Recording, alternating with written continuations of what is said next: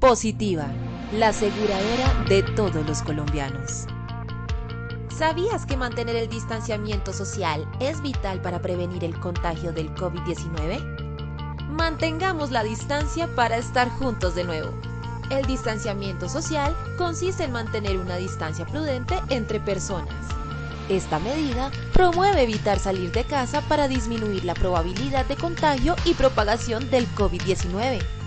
Si es inevitable que salgas de casa, te sugerimos practicar las siguientes recomendaciones para tu cuidado, el de tu familia y las demás personas que te rodean. Recuerda el buen uso del tapabocas. No lo toques mientras lo llevas puesto. Si debes hacerlo, lávate las manos antes y después de manipularlo. Su uso es obligatorio en espacios públicos abiertos y cerrados. Tampoco debes tocar tu cara sin lavar tus manos previamente. El tapabocas es para cubrir la boca y nariz y no debe estar en el cuello o en otro lugar.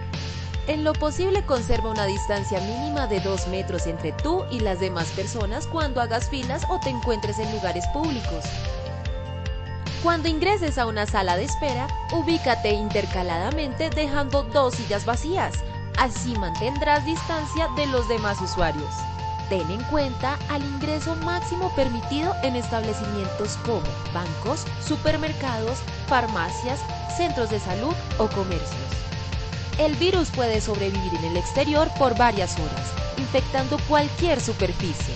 Por esta razón, evita al máximo el contacto con elementos cotidianos como barandas, puertas, manijas, dinero, cajeros electrónicos, interruptores, botones, bolígrafos, teléfonos públicos, grifos, inodoros y en general cualquier elemento fuera de tu hogar.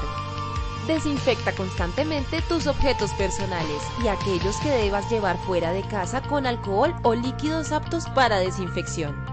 Los colombianos somos expresivos y amigables. No será fácil acostumbrarnos, pero es necesario reemplazar el uso de saludos como beso en la mejilla, apretón de manos y abrazos con alternativas que no implique contacto físico. Así evitaremos el contagio del COVID-19. Al toser y estornudar, cubre tu boca y nariz usando tu codo. En desplazamientos cortos, procura evitar el uso de sistemas de transporte masivo. En lo posible, utiliza medios de transporte individual, como bicicleta, vehículo particular o motocicleta, sin parrillero. Si debes usar transporte público, usa siempre tapabocas, lava o desinfecta tus manos apenas te retires del transporte y conserva distancia de 1 metro entre personas. Practica todo el protocolo de limpieza y desinfección que tu empresa haya implementado para retomar actividades en las instalaciones de la empresa. Sé cuidadoso con los elementos de bioseguridad que te asignen para tu cuidado personal. También es tu responsabilidad ser cuidadoso y desinfectar tu puesto de trabajo. Lo más esencial en la vida es conservar una buena salud. La responsabilidad y la prevención es compromiso de todos. Positiva, la aseguradora de todos los colombianos. Muy buenos días para todos nuestros asistentes. Soy Lina Garzón y les doy la bienvenida a la Red Nacional de Comunidades de Enseñanza y Aprendizaje en Seguridad y Salud en el Trabajo. Les recuerdo a nuestros asistentes que la conectividad en cada acción educativa debe ser de un 80% de permanencia para que se cuenten como asistentes y se puedan certificar. Recuerden también que la certificación es un beneficio para afiliados a la compañía. Iniciamos con este importante tema, sector salud y sus riesgos biomecánicos en las ocupaciones. Invitamos a nuestro experto, el doctor Cristian Alonso, médico cirujano especialista en administración en salud ocupacional. Doctor Cristian, muy buenos días, bienvenido. Buenos días, ¿cómo estás? ¿Cómo te va, Lina? ¿Qué tal todo? Buenos días a todos los asistentes y a todas las personas que nos están dando apoyo allá en Positiva. Muchas gracias. Gracias a ti, Doc. Te dejo entonces con los asistentes para que iniciemos nuestra acción educativa del día de hoy. Perfecto, muchas gracias, Linita. ¿Cómo estás? Bueno, continuemos entonces. Bienvenidos todos. Vamos a hablar hoy de un tema que tal vez es muy extenso, pero recuerden que estamos trabajando, digamos que puntos claves para poderlos mirar de una manera fácil, sencilla y que sea asequible a todos. Perdón un segundito, ya, listo. Recuerden siempre que nuestra educación es clave para poder avanzar en cualquier labor que queramos realizar. Hacer capacitación, tener conciencia y mirar lo que estamos haciendo es súper clave y siempre evaluarnos si necesitamos crecer en algún punto en específico. A veces estos momentos que tienen y que contienen una cantidad y una concentración importante de conocimiento, la idea es poder encontrar en qué de esto estamos fallando, qué nos hace falta y poderlo reforzar después con otros temas. Bueno, muy bien.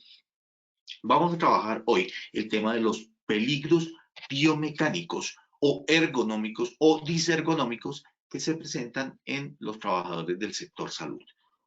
Obviamente que muy seguramente hemos oído hablar muchas veces de la ergonomía y de este tipo de peligros, pero lo que vamos a hacer aquí es enfocarlos en nuestra labor como médicos, como enfermeras, como personal de celaduría, de limpieza, que tienen que ver con muchas tareas de nuestro sector salud. Muy bien, recuerden que estamos siguiendo una ruta del conocimiento y en ella vamos en nuestro tema actual.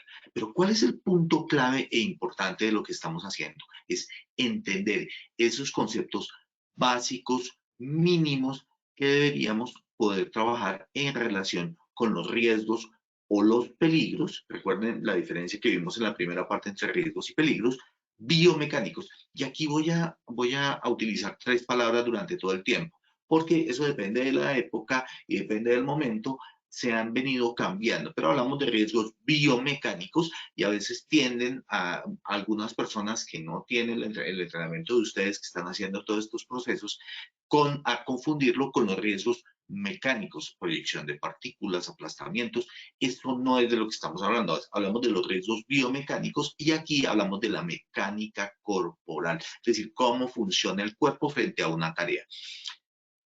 También los llamamos riesgos ergonómicos y algunas personas están diciendo, mire, realmente no son riesgos ergonómicos, porque si fueran riesgos ergonómicos no serían riesgos como tal, serían disergonómicos, es donde la ergonomía, esta parte del conocimiento tiene que ver con este proceso. Entonces no es que sean ergonómicos, sino es que son no ergonómicos o disergonómicos y que se presentan en las labores que desarrollamos como trabajadores del sector salud. Muy bien. Continuamos entonces. Aquí, Linita, vamos a evaluarnos para arrancar. Entonces te dejo 2 segundos para que por favor apliquen la encuesta. Claro que sí, doctor, muchas gracias. Les recuerdo a nuestros asistentes que en sus pantallas pueden observar las preguntas y tienen la opción de seleccionar la respuesta correcta. ¿Listo? Muy bien, vamos con la primera pregunta. La primera pregunta dice, los riesgos biomecánicos son A, posturas, B, manipulación manual de cargas, C, movimiento repetitivo, D, sobreesfuerzo o E, todas las anteriores. Rápidamente 10 segunditos para que contesten, por favor. Recuerdo que al finalizar tendremos las mismas 3 preguntas y ya el doctor nos va a brindar las respuestas correctas. Muy bien, cerramos la primera pregunta y les compartimos los resultados en pantalla. El 2% nos dijo posturas, 5% manipulación manual de cargas, 6% movimiento repetitivo, el 2% sobreesfuerzo y el 86% dijo que eran todas las anteriores. Vamos con la segunda pregunta. La segunda pregunta dice, ¿cómo se evalúan los riesgos biomecánicos con análisis de puesto de trabajo? A, APT, OWASP, RULA, C. B, APT, ANSI, NIOSH. C, APT, NIOSH. D, todas las anteriores. O E, ninguno de las anteriores. ¿Qué dicen ustedes? Rápidamente contesten, por favor.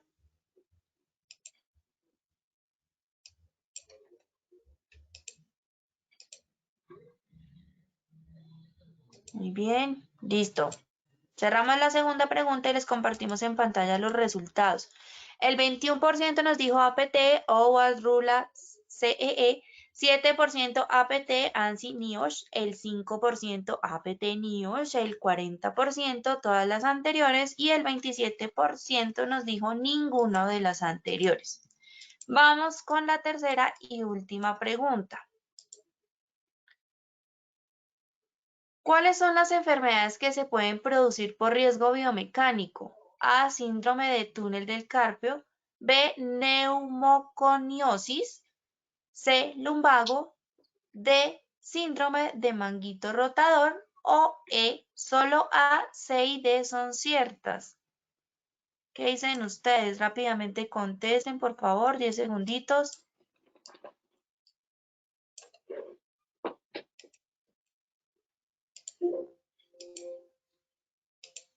Muy bien.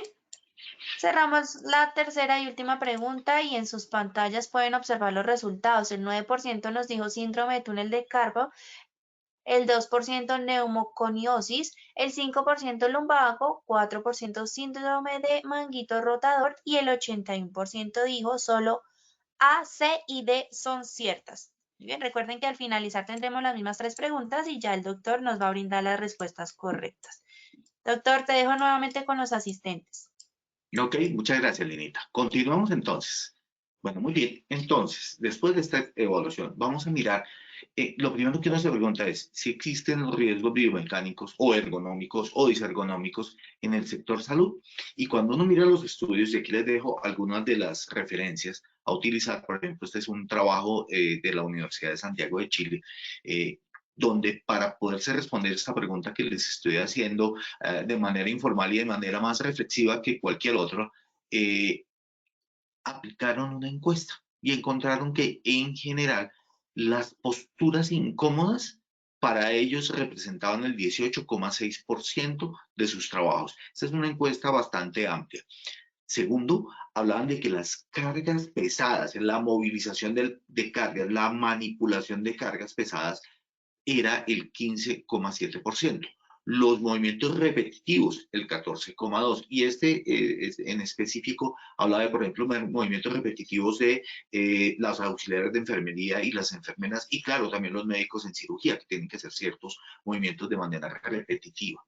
Y obviamente también se hablaba de los turnos nocturnos, del trabajo de turnos, pero recordar aquí muy importante, cuando uno revisa esta parte de trabajo nocturno, que habla que más o menos el 23,7%, digamos, es muy representativo. Desafortunadamente, el enfoque es más hacia las consecuencias de tipo biológico y digamos que no lo vamos a clasificar tanto allí, por eso no lo voy a tocar mucho en esta charla. Muy bien, hay otros estudios que hablan de sobreesfuerzos en el sector salud, sobre todo en auxiliares, en celadores, en personal de rehabilitación, ya que lo que tenemos que hacer en nuestro trabajo es posibilitar la movilización de esas personas que tienen limitaciones físicas. Por ende, cuando los trasladamos, les ayudamos a caminar o les realizamos un cambio de posición o mejoramos el confort de estos pacientes, los ayudamos a trasladar cuando vamos a utilizar, por ejemplo, una ayuda de tipo diagnóstica, lo vamos a poner en la máquina para hacer la resonancia magnética nuclear o para utilizar un TAC o una radiografía. Obviamente que tenemos que ayudarlos y en esa ayuda, si no lo hacemos de la manera correcta, estamos incurriendo en un sobreesfuerzo.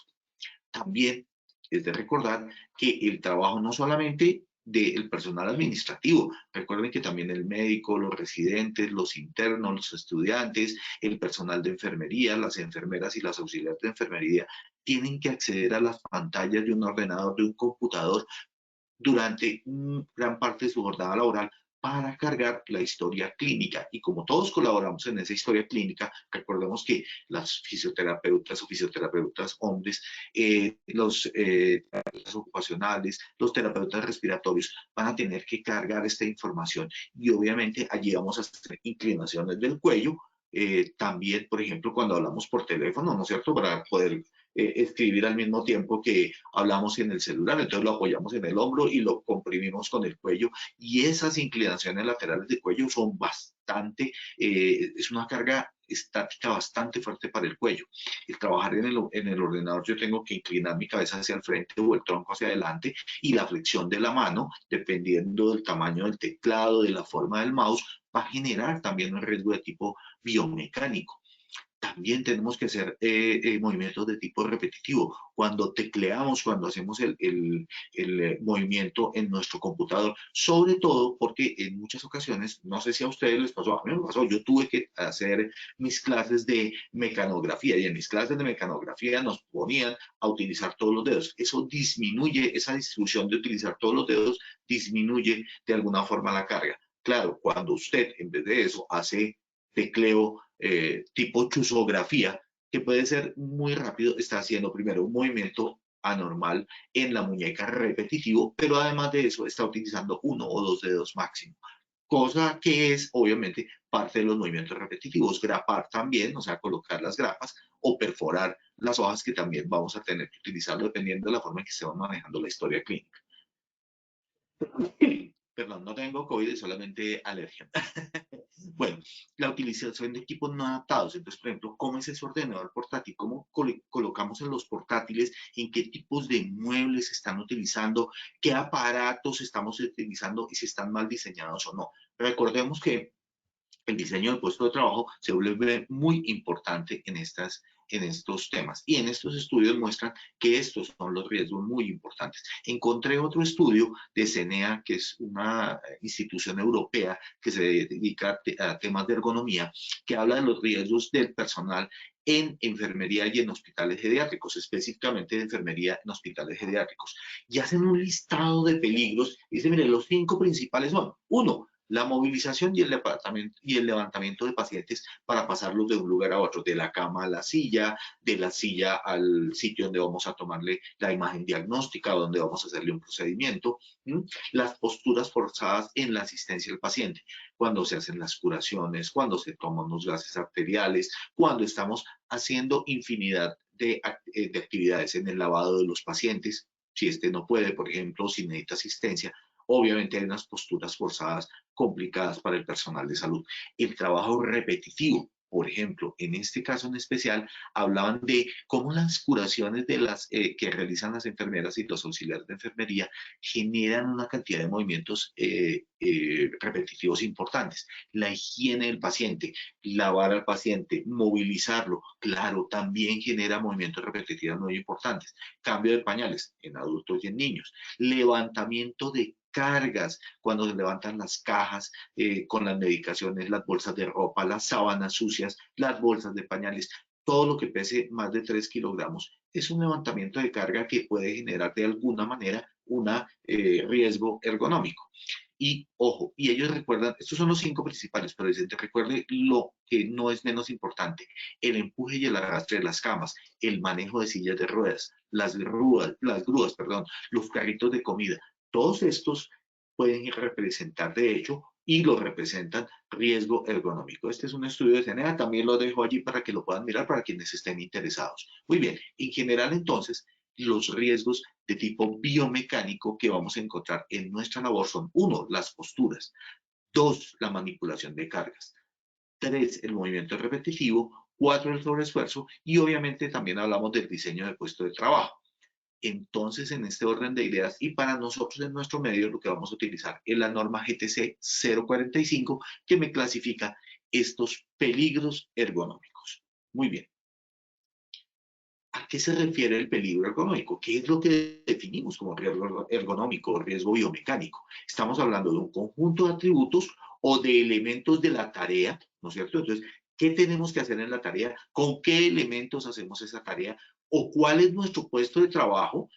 Y cómo ellos inciden para posibilitar o para dejar o para poder hacer que una persona que se exponga a ellos desarrolle una lesión por la postura forzada o prolongada. Recuerden que son dos diferentes: o posturas mantenidas o posturas antigravitacionales, o los movimientos repetitivos, o en el transporte o en la manipulación de cargas. O también podemos hablar del diseño inadecuado del puesto de trabajo y los equipos, máquinas y herramientas que trabajamos. Las pinzas Kelly, lo que se utiliza en instrumentación, el instrumental que utilizamos para curaciones.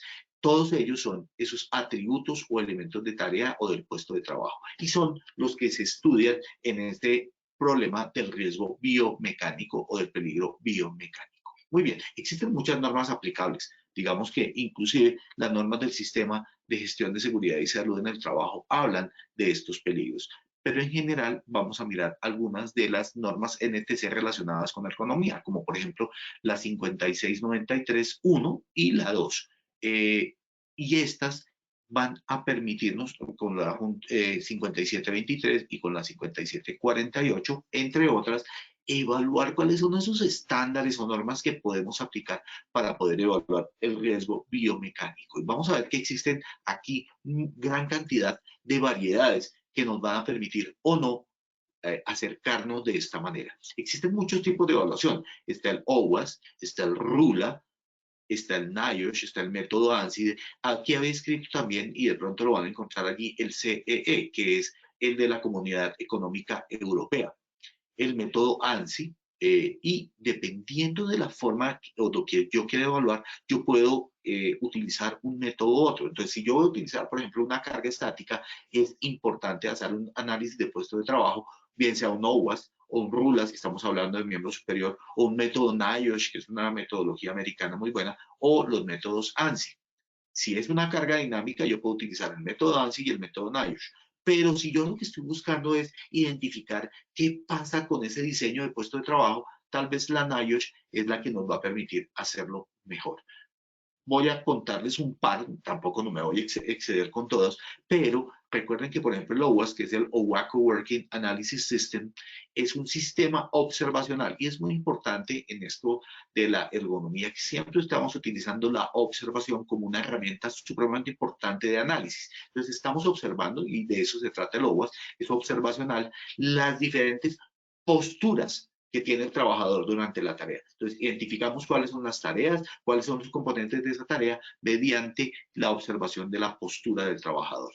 Las posturas para el método OWASP se han clasificado en 252 combinaciones de posturas que están analizando qué: espalda, brazos, piernas y cómo en esas posturas posibles hay una magnitud de carga o no mientras adopta la postura. Aquí les dejo también una referencia bibliográfica de la Universidad Politécnica de Valencia, donde podrían encontrar, por ejemplo, cómo es el OWASP específicamente. Ahora bien, también tenemos el RULA, que es el Rapid Upper Limb Assessment. Este Rapid Upper Limb Assessment se refiere también a la evaluación rápida de los miembros superiores. Aquí también les dejo el link para que lo puedan revisar. Es un método observacional también que evalúa la exposición de los trabajadores a factores de riesgo que se originan en una elevada carga postural. El NIOSH, que es una organización norteamericana, en ella, en el NIOSH, lo que vamos a mirar es la evaluación del levantamiento de carga con tres componentes de la evaluación. Vamos a mirar el componente biomecánico, el componente fisiológico y el componente psicofisiológico. Bueno, estas son algunas de las que habíamos citado anteriormente. Sin embargo, yo podría trabajar otras si yo quiero evaluar fuerzas y biomecánica. Entonces, por ejemplo, en fuerzas está la EN 1005-3, que evalúa el riesgo ocupacional que se deriva de aplicar las fuerzas basándose en la capacidad que tiene el trabajador de seguir un procedimiento. Obviamente hay un cálculo que se realiza de esas fuerzas que se aplican, de esas fuerzas aplicadas. Por otro lado está el análisis biomecánico, que es el BIOMEC, que realiza una evaluación biomecánica del esfuerzo estático, ¿sí?, a partir de una postura adoptada, mirando la carga, la frecuencia, la duración del esfuerzo que estamos haciendo, y esto nos permite conocer la sobrecarga de cada articulación y la carga máxima recomendable por cada una de ellas. Entonces, fíjense cómo, dependiendo de lo que yo quiera hacer y dependiendo de la tarea, yo puedo utilizar alguno de estos métodos. También está el OCRA. El OCRA, que es una lista, también permite la evaluación rápida del riesgo en movimientos asociados a movimientos repetitivos de miembros superiores. Entonces, el OCRA no sirve de miembros superiores. El GSI o el JSI es un método que me permite evaluar los riesgos ocupacionales relacionados también con miembros superiores a partir de evaluaciones semi-cuantitativas y ofrece un resultado de tipo numérico que crece con el riesgo asociado, o sea, es mayor el número en la medida en que tengamos mayor calificación. Entonces, aquí en los riesgos biomecánicos, en los riesgos en general que vamos a evaluar con estos métodos, cada uno de estos métodos que he citado, el OCRA, el REVA, el RULA, el OWACO, el método NIOSH, todos estos métodos que estoy citando tienen hacia sí mismos, o sea, dentro del mismo método, tienen la forma de comparación. Entonces, aquí no vamos a hablar como, por ejemplo, de riesgo químico, que decíamos, bueno, vamos a mirar qué me dice el TLB o qué me dice el PEI. O sea, qué me dice esa medición internacional que me ha permitido establecer un estándar. Aquí el estándar está incluido dentro de cada una de estas metodologías. Por eso es importante siempre utilizar una metodología, cualquiera de estas, dependiendo del tipo de riesgo, pero que esté estandarizada. Y la estandarización se da obviamente por el estudio que la sacó y que permitió aplicarla y hacer un seguimiento de estas metodologías y del reporte de las mismas. Muy bien, pero ¿qué es importante en relación con el sobreesfuerzo? ¿Qué me mide el sobreesfuerzo de una persona? Uno, la raza. Recuerden que la raza nos da el sobreesfuerzo que puede llegar a tener, dependiendo de la masa muscular, de la flexibilidad que va a tener cada una de ellas, vamos a tener una variable que me mide el sobreesfuerzo. Entonces la raza está allí. Dos, la edad. Obviamente que en la medida en que pasan los diferentes grupos etarios, las diferentes fases de la vida van a tener una aplicación diferente del sobreesfuerzo y pueden reaccionar diferente al mismo. Obviamente también depende de manera individual cómo hayamos llevado cada edad. Muy bien, luego viene el género, que se refiere a cómo el hombre o la mujer o cualquier otra denominación que queramos darle, también tiene una diferencia porque la masa muscular y el manejo de la misma es distinto. Luego tenemos la actividad. Preguntémonos cuál es la actividad que revisamos y eso me va a decir también cuál es el sobreesfuerzo que se aplica en cada una de ellos. Finalmente tenemos los hábitos, donde yo además de eso, al final voy a hablar un poquito de hábitos, porque siempre tendemos a mirar solamente la actividad y estos temas no los miramos. Y vamos a mirar cómo los hábitos son supremamente importantes dentro del proceso del sobreesfuerzo para evaluar el mismo y cómo, dependiendo de nuestros hábitos de vida, vamos a estar más o no vulnerables. Ahora bien, no importa el método que utilicemos al adecuado. La guía, por ejemplo, como la guía de la Gatizo, las guías de atención integral en salud ocupacional y hoy en día las guías de atención integral en seguridad y salud en el trabajo, recordemos que ya fueron emitidas en el 2007 y en el 2008 y corresponden a una resolución, pero recordemos que hay un proyecto de gatizos que se publicaron. Quien quiera acceder a ellas puede mirarlas porque digamos que hace un avance en cuanto a las mismas. Finalmente no se emitieron de manera formal, pero el estudio está allí y le permite a uno entrar a mirar qué cambió, qué mejoró dentro de la metodología de estudio de las gatizos. Pero las gatizos, digamos que aquí yo las estoy citando porque me permiten tener un parámetro de cuáles son aquellas metodologías que puedo utilizar para evaluar una situación específica de trabajo. Entonces recuerden, yo puedo utilizar estas evaluaciones de puesto de trabajo para evaluar el riesgo biomecánico y aplicar las medidas de promoción de la salud y de prevención de la enfermedad. Pero ojo, también sirven como medio de prueba para calificar el origen de una enfermedad que ya está presente en un trabajador. Entonces, es como en el caso del decreto 1477 del 2015, donde yo tengo dos formas de acceder a dicho listado. El primero, desde la promoción y la prevención. Entonces, yo parto del riesgo, pero también yo puedo acceder desde la enfermedad como tal. Ya cuando el trabajador tiene una enfermedad, yo puedo acceder a este listado buscando esta enfermedad, qué factores de riesgo se conectan con ella y son generadores de ella. Entonces, allí yo califico el origen. Tienen dos finalidades distintas, por eso se le llama a nuestro listado el decreto 1477 como un listado de doble entrada. Una para promoción y prevención y otra para calificación de origen.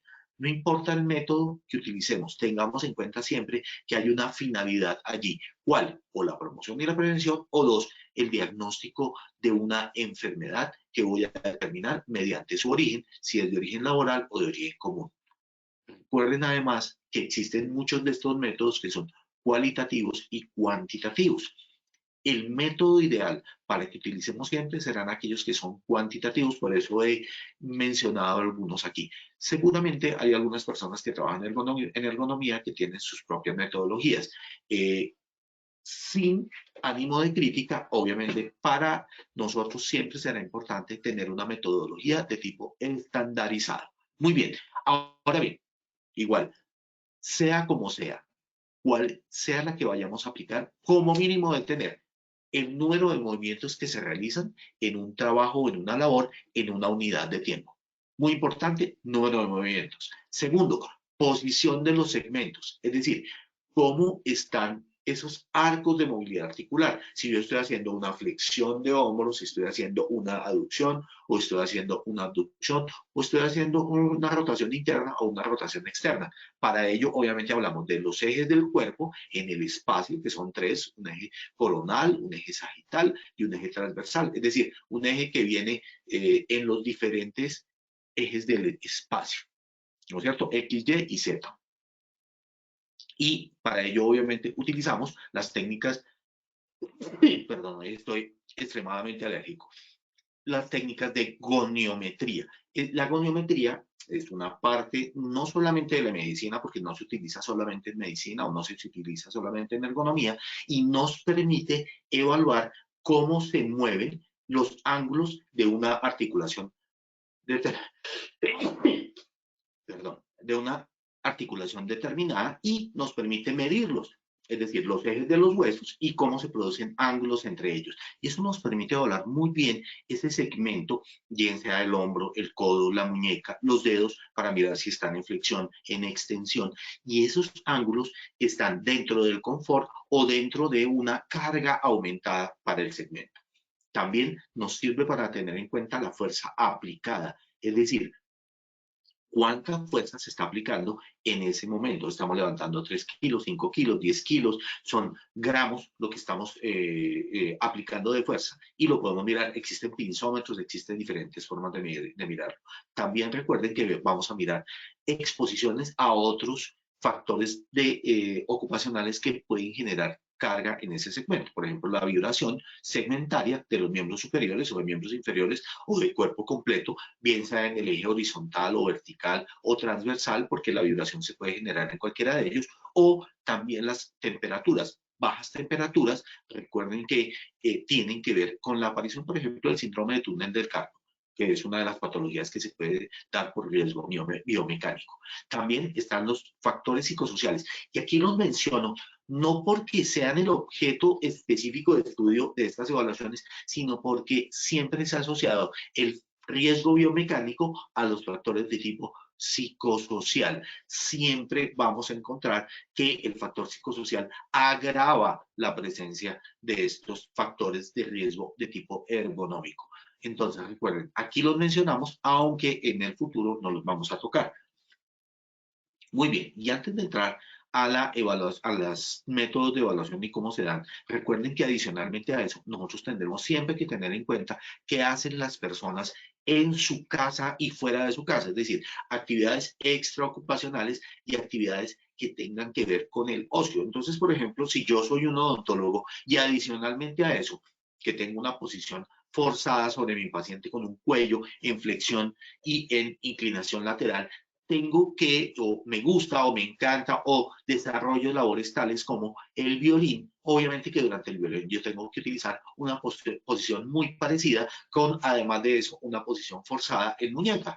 Y si me gusta muchísimo y entreno 4 o 5 o 3 horas diarias, obviamente que yo estoy utilizando o teniendo una carga de tipo extralaboral o extraocupacional, y las dos son diferentes, extralaborales y extraocupacionales, que hacen que mi cuello tenga una carga adicional. Ah, no, es que me encanta jugar voleibol. Perfecto, pero el voleibol también va a tener una carga sobre antebrazos, es un balón cayendo sobre esta zona. Y esa carga biomecánica de tipo extraocupacional o extralaboral tengo que tenerla en cuenta. Ah, no, es que a mí me encanta la pintura, o la pintura de brocha gorda o la pintura específica, cada una tiene una carga distinta para estos segmentos. Muy bien, ¿cómo evalúo entonces este riesgo biomecánico cuando ya no lo tengo en estas metodologías que les he mencionado? Yo puedo utilizarlo, y esto hace parte de la GTC 045, y hay un documento que me encantaría compartirles que se hizo en la Sociedad Colombiana de Medicina del Trabajo y que tiene que ver con los diferentes tipos de evaluaciones. Hemos, digamos, trasegado por varios de estos factores de riesgo, y esta en especial me permite mirar tanto los riesgos cualitativos como los cuantitativos. Entonces habíamos visto la evaluación cuantitativa anteriormente. Ahorita vamos a mirar la evaluación cualitativa. En este caso, la evaluación cualitativa de posturas me permite mirar, por ejemplo, cuando hay riesgo muy alto, la postura tiene un riesgo extremo para la lesión musculoesquelética y deben tomarse medidas correctivas inmediatas.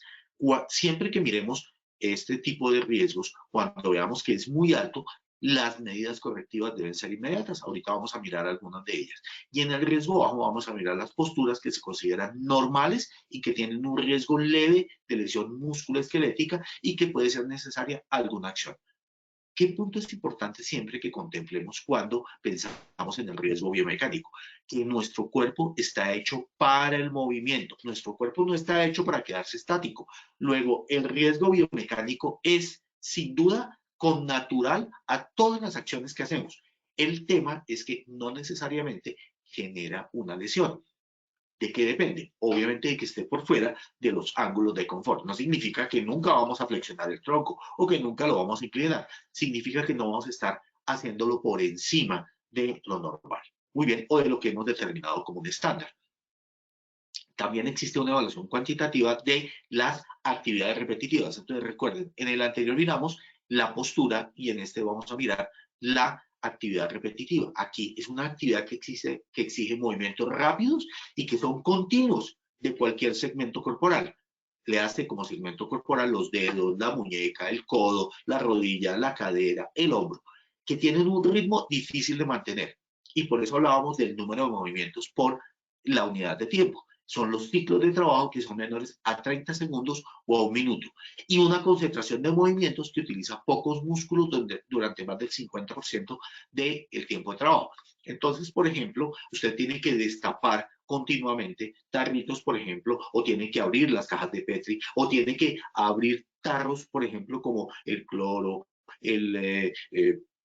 los alcoholes, en fin, que tengo que utilizar dentro de mi trabajo y utilizo ciclos cortos de trabajo. Trapear esos ciclos cortos de trabajo que requieren un ritmo y mantener este ritmo, lo consideramos en actividades repetitivas como muy altas y por eso hablamos de ciclos menores a 30 segundos o a 1 minuto.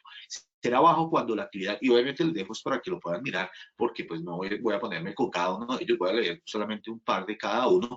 En el riesgo bajo, en la actividad repetitiva, estamos hablando de actividades que involucran también cualquier segmento del cuerpo con una exposición inferior al 50% de trabajo y en la cual hay pausas programadas. Y aquí hablamos de una cosa muy importante, el tema de la fatiga.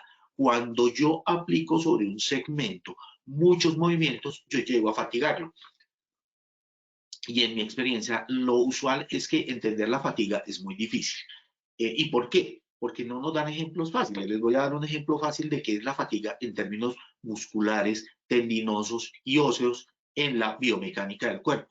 Ustedes han visto los alambres. Todos hemos tenido ganchos de alambre. Ustedes pueden coger un alambre, bien sea el gancho o no, y comienzan a moverlo.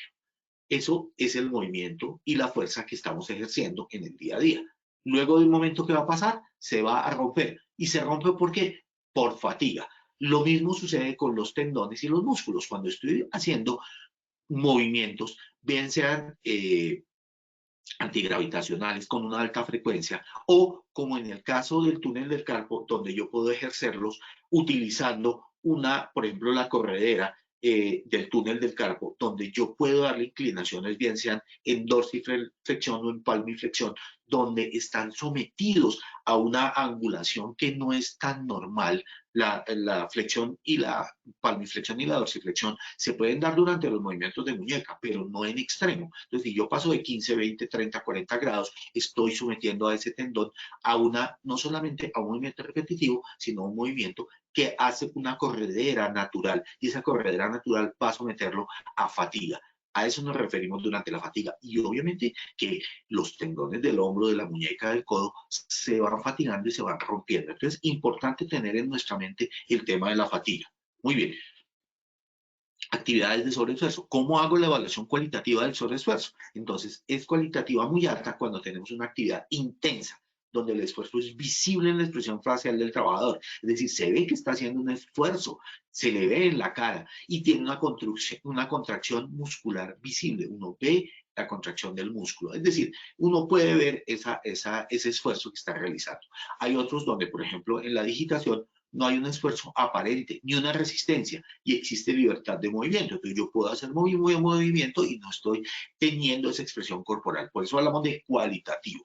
Muy bien, aquí no estamos midiendo si el esfuerzo con la fuerza y con el dinamómetro. No, aquí lo estamos mirando. Recuerden el método observacional. Y cuando hacemos manipulación de cargas, será muy alto el riesgo biomecánico cuando las cargas tienen un riesgo, ¿no es cierto?, extremo de lesión musculoesquelética, es decir, estamos superando el nivel de carga que yo puedo llevar como persona. Existen unos estándares generales de 25, de 50 kilos si no es hombre, si es mujer, pero en realidad lo muy importante aquí es cómo es esa carga. Es diferente manipular una carga de alto peso, pero de pequeño volumen, o de gran volumen, de difícil manipulación, que se separa mucho del eje del cuerpo. Entonces, entre más se separe de nuestro eje corporal y de nuestro eje de equilibrio, pues obviamente va a ser más difícil la carga y va a ser mucho más alta la probabilidad de lesión musculoesquelética. Y será baja cuando esa manipulación de carga tiene un riesgo leve de lesión y puede ser necesaria alguna acción.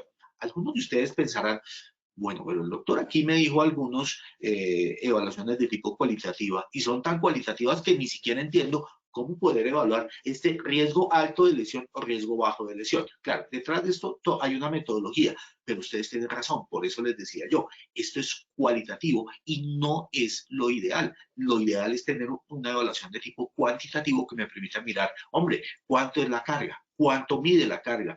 ¿Qué fuerza se está aplicando para manejarlo?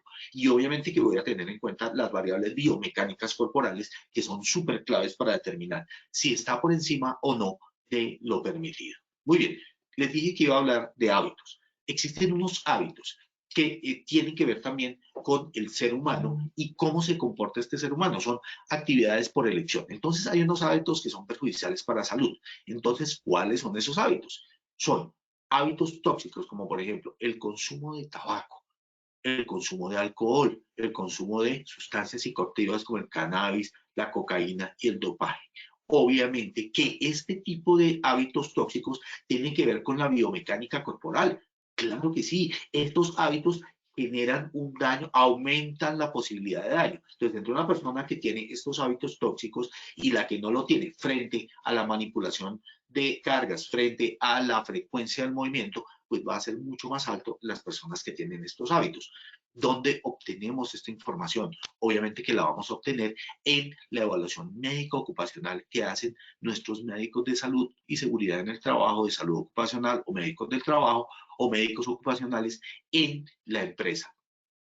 Esta información no es para difundirla y contársela a todo el mundo, es porque el médico, al encontrar que allí hay un hábito que puede ser deletérea, es decir, que puede ayudar y que aumenta el riesgo, pues debe tenerlo en cuenta. Voy a darles un ejemplo. Usted es un fumador. Dice, no, pero yo me fumo 1, 2, 3, 5 cigarrillos, me fumo un paquetico diario solamente. Este hábito paraliza, por ejemplo, las cilias de nuestro pulmón y facilita el contacto, la biopermanencia de tóxicos en el organismo, en el sistema del alveolo respiratorio y por ende su absorción. Luego va a generar mayor daño. Igual pasa con todos estos hábitos a nivel biomecánico. El sedentarismo, es decir, no realizar ninguna actividad física fuera de mi trabajo, no hacer una actividad deportiva o tener una práctica deportiva. Este sedentarismo también colabora ¿para qué? Para mejorar el efecto del factor de riesgo del peligro ergonómico o biomecánico y generar la lesión. Los defectos de tipo postural, bien sea porque mi biomecánica, por ejemplo, mi columna vertebral tiene una escoliosis o una lordosis, una hiperlordosis aumentada, caso en el cual yo voy a poder generar en esa postura que tiene un problema biomecánico una mayor incidencia del factor de riesgo. ¿No es cierto? La práctica deportiva en la vida diaria es un factor un hábito que es protector. El hecho de comer bien, tener un peso adecuado, no tener una pancita. Digamos que en los hombres siempre nos relaciona que a la medida en que aumentamos la edad, creamos y cultivamos una pancita que, entre otras cosas, nos sirve ahí para colocar la cerveza y otro tipo de posiciones.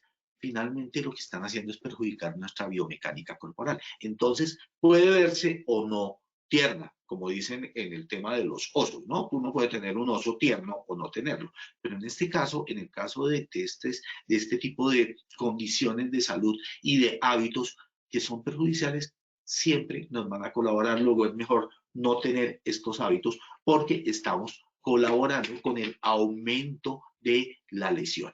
Entonces recuerden que en nuestra vida diaria nuestros hábitos son importantes. Ya había mencionado los extraocupacionales y los extralaborales. También tengo que tenerlos en cuenta. Y obviamente que cuando hablemos de estas condiciones en las que yo debo realizar mi tarea, más adelantico, cuando hablamos de los hábitos posturales, la idea es que esos hábitos posturales yo no solamente los tengo en cuenta cuando manipulo un paciente, también los debo tener en cuenta cuando manipulo en mi casa un sofá, porque me encantaría ponerlo en la esquina derecha de mi sala.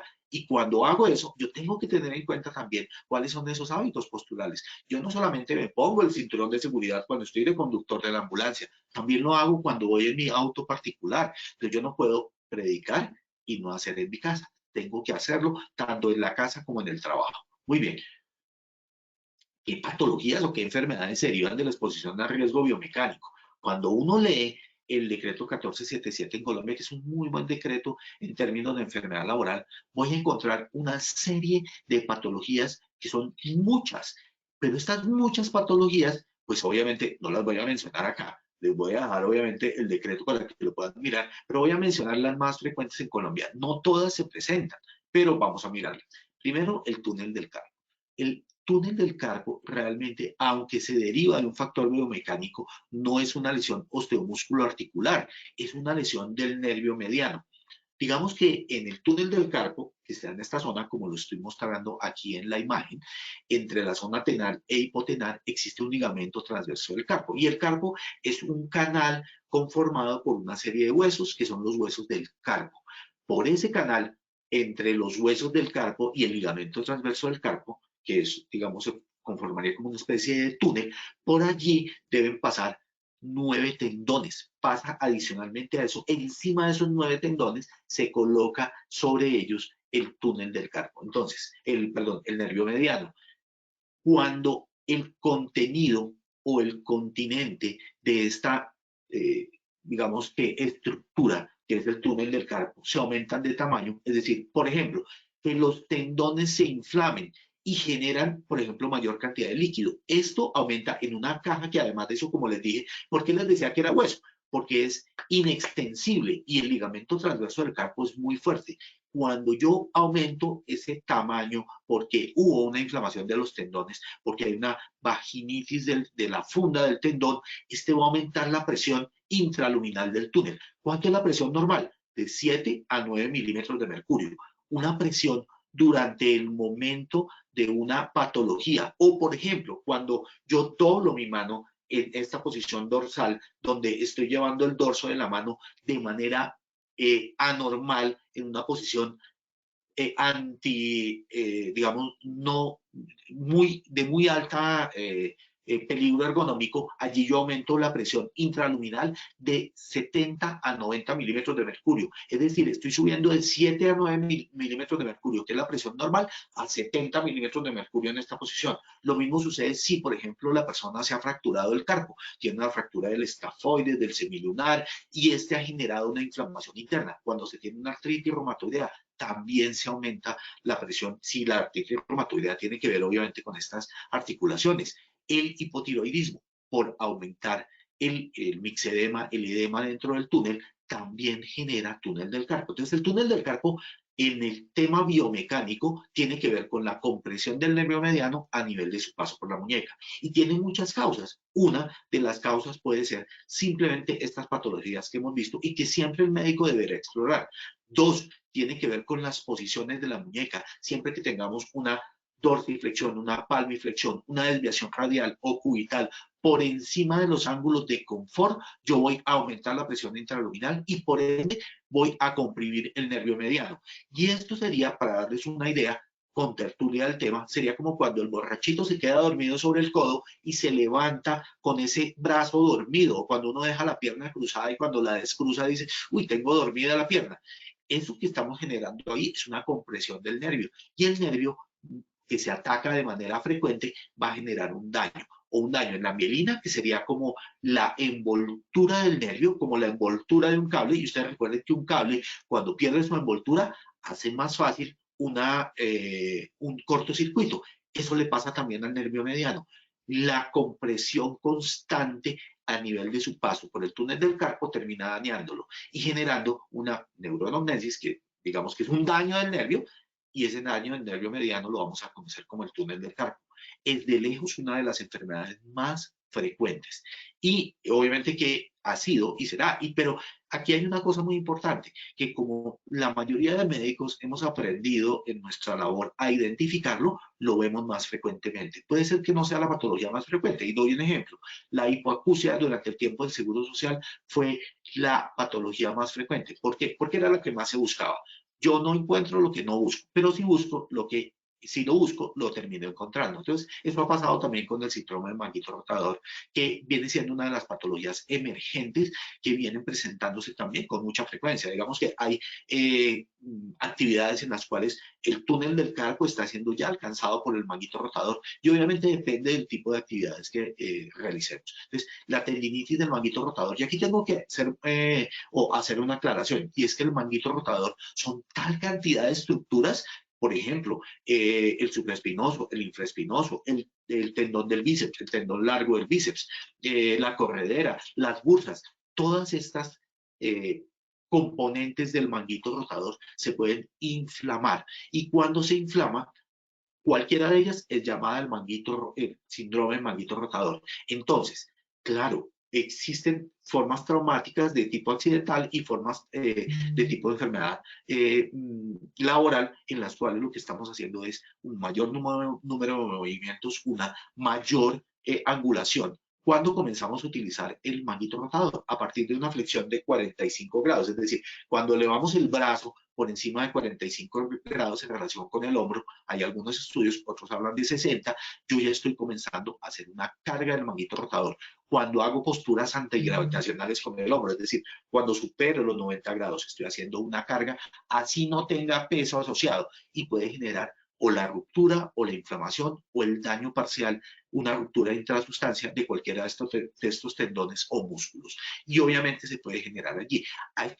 Aquí tenemos que tener en cuenta que hay una variable anatómica que se asocia mucho con el manguito rotador, y se llama, y es una forma de gancho, porque esa forma de gancho genera una rasgadura sobre el tendón del supraespinoso.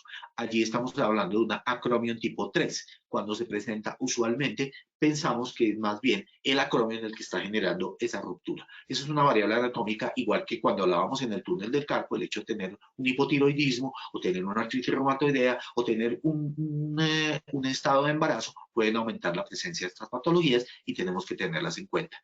El dolor lumbar inespecífico. Yo sé que cuando ustedes miran la estadística, y por eso solamente voy a mencionar estos tres, los dos primeros aparecen siempre muy fácil como enfermedad laboral, pero el dolor lumbar inespecífico y la hernia discal y la artrosis facetaria y cualquiera de las patologías que se dan en la columna vertebral son más fáciles de origen común, y es porque aparecen con el tiempo, con el desgaste, y a eso es a lo que se le llama un desgaste crónico. Es decir, con la edad, nuestra columna lumbar comienza a sufrir, y ese desgaste crónico, ¿sí?, esa artrosis que se produjo por el gasto crónico, pues va a ser de origen común en la mayoría. Por eso no nos aparece tanto en la estadística de origen laboral, sino en la estadística de origen común. No la pierdan de vista, porque igual el dolor lumbar hace parte de esas patologías que yo, como de parte de mi sistema de gestión de seguridad y salud en el trabajo, tengo que estar buscando y tengo que estar teniendo en pendiente en mis trabajadores del sector salud.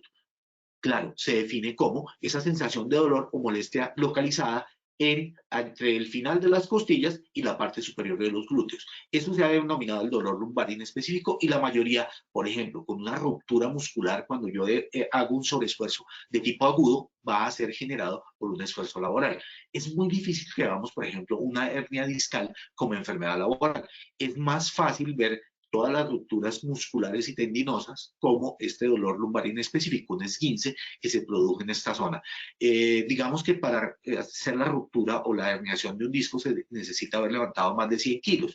Y si un trabajador está haciendo eso de más de 100 kilos, pues obviamente está haciéndolo por encima de lo permitido. Y más bien llevémoslo a practicar halterofilia, es decir, levantamiento de pesos, porque allí va a tener menos posibilidad de generar un daño. Ahora, si yo levanto un paciente que tiene un gran peso, pues tengo que tener en cuenta también este peso para poderlo manejar. ¿Cuáles son las medidas preventivas que debemos tener en cuenta? Entonces aquí voy a trabajar uno de los modelos, existen muchos modelos, este es un modelo de 3 fases. Entonces, siempre que yo vaya a llevar a cabo una movilización, tengo que hacer una inspección y una planificación. ¿Eso qué significa? Tengo que mirar a mi paciente, saber cuál es el estado del paciente que tiene. Tengo que mirar los objetos que puedan entorpecer dicha movilización y que me puedan hacer que yo tenga un sobreesfuerzo en un momento determinado porque no tuve en cuenta ese objeto que entorpeció mi labor.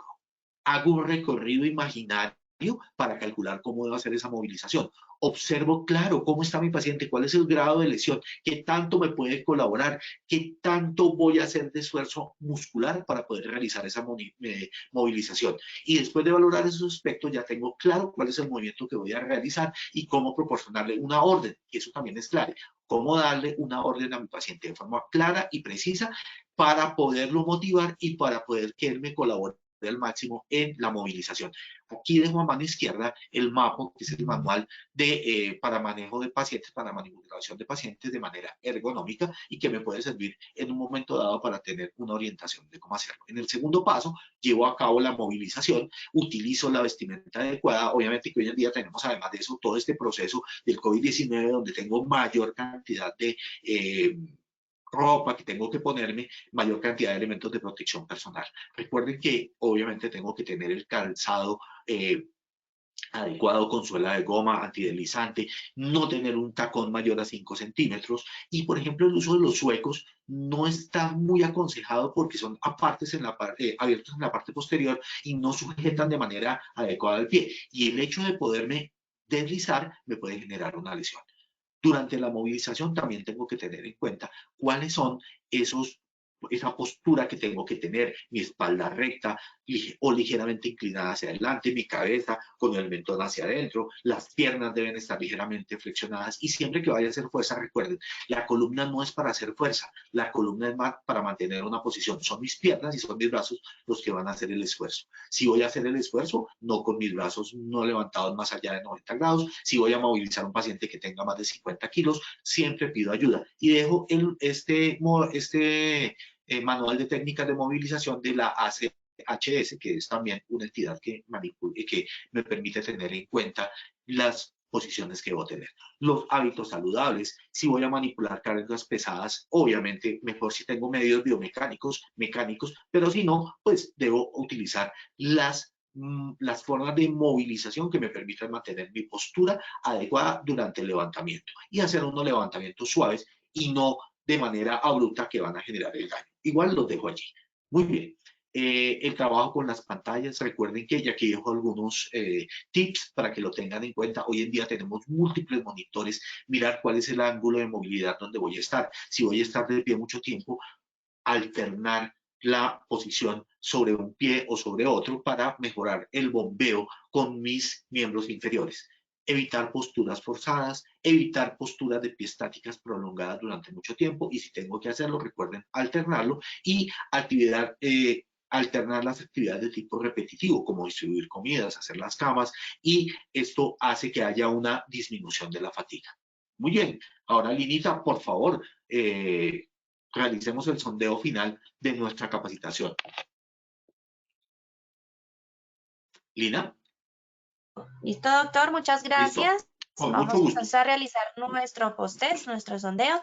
Les recuerdo a los asistentes que en sus pantallas pueden observar las preguntas y tienen la opción de seleccionar la respuesta correcta. Muy bien. La primera pregunta dice, los riesgos biomecánicos son A, posturas, B, manipulación manual de cargas, C, movimiento repetitivo, D, sobreesfuerzo o E, todas las anteriores. ¿Qué dicen ustedes? Rápidamente 10 segundos para que contesten. Muy bien, cerramos la primera pregunta y les compartimos los resultados en pantalla. El 3% nos dijo posturas, 2% manipulación manual de cargas, 1% movimiento repetitivo, 2% sobreesfuerzo y el 92% nos dijo todas las anteriores. Cuéntanos, Doc, ¿cuál es la respuesta correcta? Efectivamente, es todas las anteriores. Muy bien. Y obviamente que cuando dijeron todas y cada una de ellas, claro, son riesgos también biomecánicos. Luego, muy bien. Siguiente pregunta, Lidia. Perfecto. Muy bien, Doc. Listo, la siguiente pregunta dice, ¿cómo se evalúan los riesgos biomecánicos con análisis de puesto de trabajo? A, APT, O, WASDRULA-C, B, APT, ANSI-NIOSH, C, APT-NIOSH, D, todas las anteriores o E, ninguno de los anteriores. ¿Qué dicen ustedes? Rápidamente, 10 segundos para que contesten.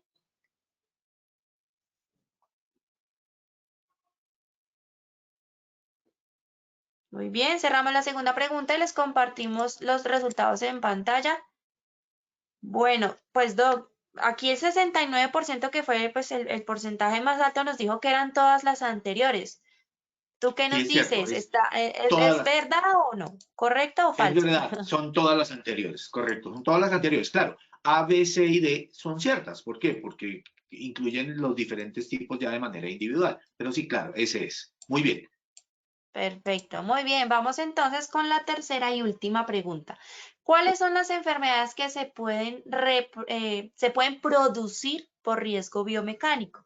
A, síndrome de túnel del carpio, B, neumoconiosis, C, lumbago, D, síndrome de manguito rotador, E, solo A, C y D son ciertas.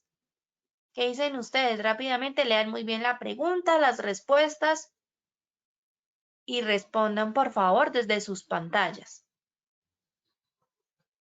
Muy bien, cerramos la tercera y última pregunta. Y los resultados en pantalla. Bueno, Doc, el 95% de los asistentes nos dijo que A, C y D son ciertas. O sea, síndrome de túnel del carpio, lumbago y síndrome de manguito rotador. Esas eran las Correcto. verdaderas. Entonces, cuéntanos, Es ¿cómo nos correcto. fue? Es correcto, estuvieron muy bien. El 95% tiene la razón. Es correcto. Esas son las tres. De hecho, fueron de las últimas que hablamos para poderlas trabajar con todos. Sí, efectivamente, a eso nos referimos como enfermedades de tipo laboral derivadas de los riesgos biomecánicos. Perfecto, bueno, doctor Cristian, como siempre agradeciéndote por habernos acompañado el día de hoy en este espacio tan importante, con este tema tan importante para todos nuestros asistentes y por supuesto nos vemos entonces dentro de 15 días con una nueva sesión. Linita, muchas gracias y muchas gracias a todos ustedes. Muy amables por haber estado aquí pendientes. Este es un esfuerzo importante y créanme que todos nosotros lo valoramos. Muchas gracias. Claro que sí, por supuesto, a todos muchas gracias por su participación. Yo como siempre les recuerdo y los invito a que sigan participando de todas nuestras acciones educativas. A las 11 de la mañana los invitamos con el tema el servicio doméstico y las inspecciones de seguridad. Entonces ya saben, nos vemos a las 11 de la mañana. Que tengan un feliz día. Los dejamos con el siguiente video.